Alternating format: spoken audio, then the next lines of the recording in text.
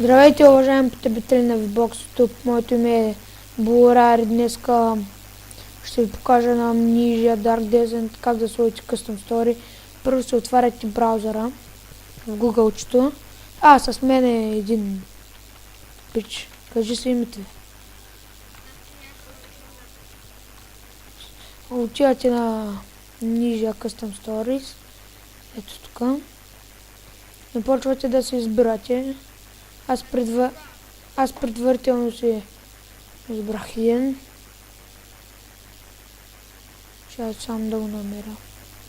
Да знаете, той не участва в нашата ето го.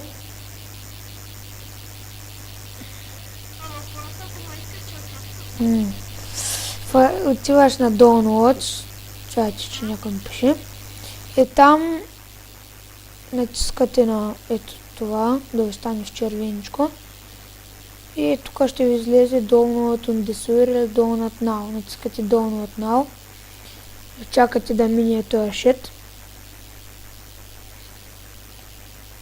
И веднага, щом мине той, и то са в мови го тегли, натискате Запиши. И ето тегли ви са книжката. Или каквото там, Уинерара. Аз го наричам книжка. Отваряте го. И ви се отваря една папка.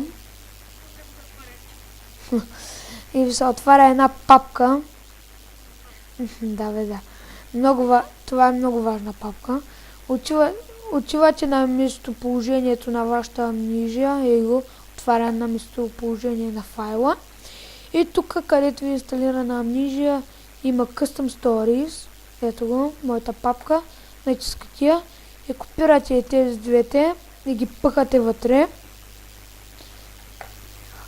Не е задължително, ама аз го правя, за да се разбирам кои Custom Stories правя. Слагаме самата книжка. И ето го. Стана. Не мога да ви покажа, защото съм с Bandicam и тя не снима на fullscreen. Но ако го направите, ще видите, че при Custom Stories имате Custom Story вече. Надявам се, че ви е харесал този клип. Малък беше, но колкото да се угоди малко времето, лайквайте, сабскрайбвайте и всеки ден. Не чакай. Хайде, чао.